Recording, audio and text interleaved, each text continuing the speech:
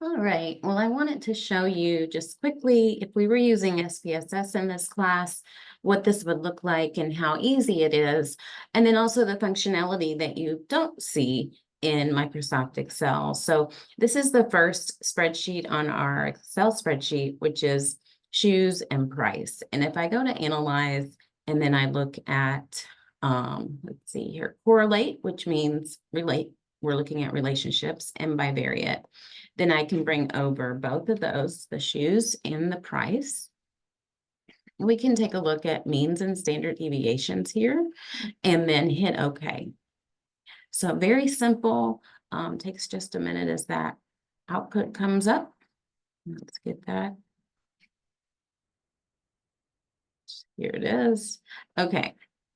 Now you can see this 0.023, we saw that in Microsoft Excel. What you didn't see in Excel was the 0.961. So there you have that. You also have the mean and standard deviation here. So quick, easy, to the point, and that should help you see what you need to see for the correlation piece.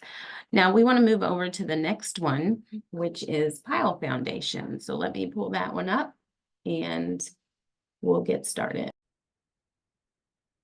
Okay, so here we have the pile foundation. I went ahead and put it in SPSS. We can just do a basic upload to get it in there.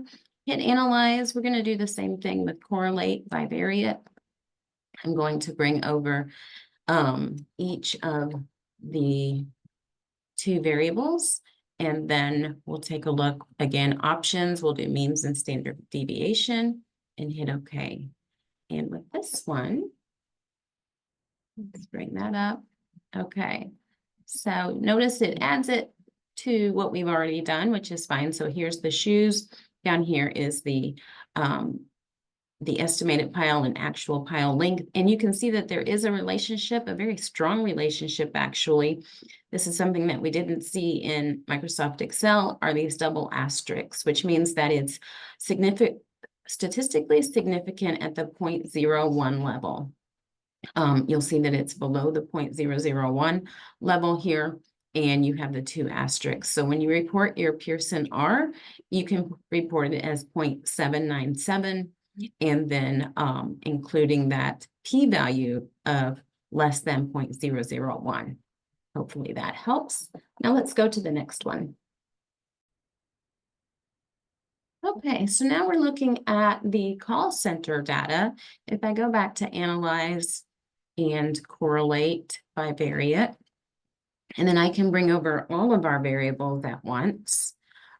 Same thing, we want the mean and standard deviation, and we'll hit OK. And let's bring it over. Here we go. Okay, so you notice that the table gets bigger.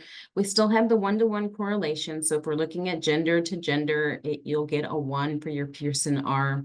If you're looking at starting age and gender, your SIG value is above 0.05, so this is not significant. If we wanted to see prior call experience with gender, that SIG value is also not significant.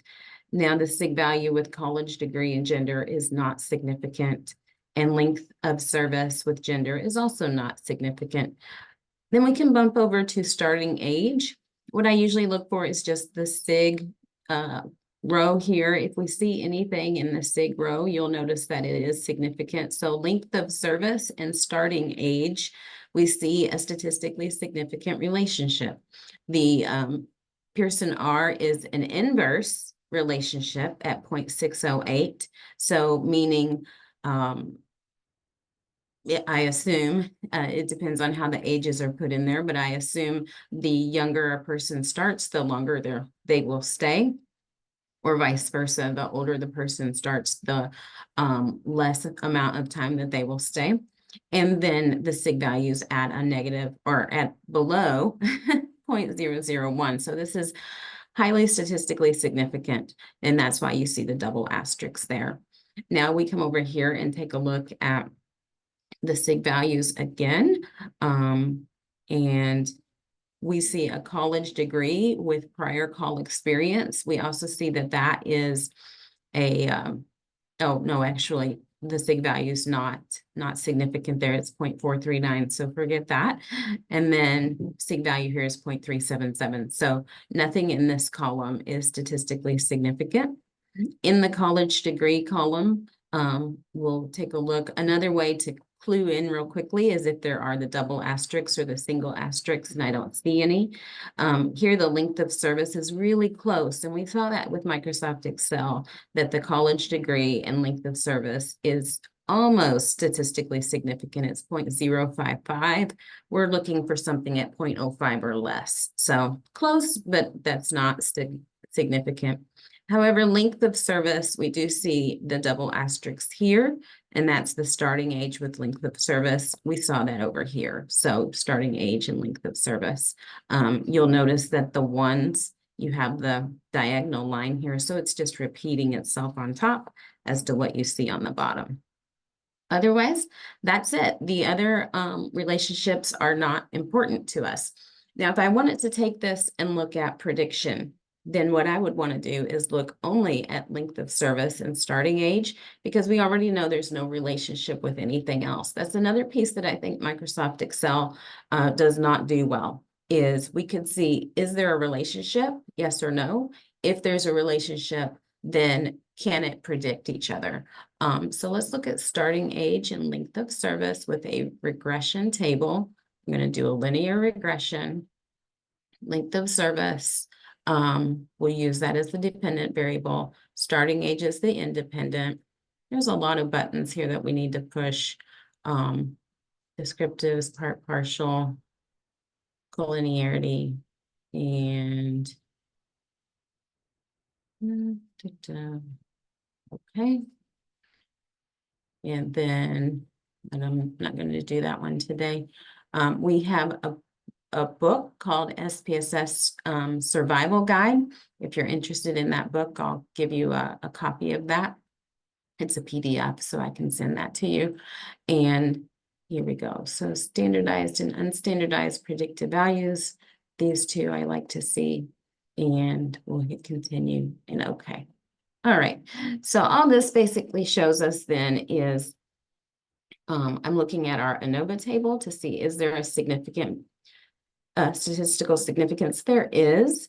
So yes, this has one, it can be related to the starting age and the length of service. There's a strong correlation, statistically significant correlation. It's also predictive. So starting age can predict how long a person will stay. And we see that with the SIG here in the coefficients. So hopefully this is helpful. I wanted you to see this because I don't think you get the full picture with Microsoft Excel.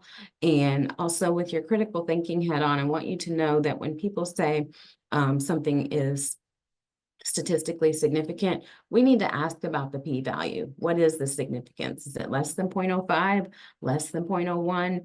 And did they actually do their due diligence with their analysis? So hopefully that's helpful for you.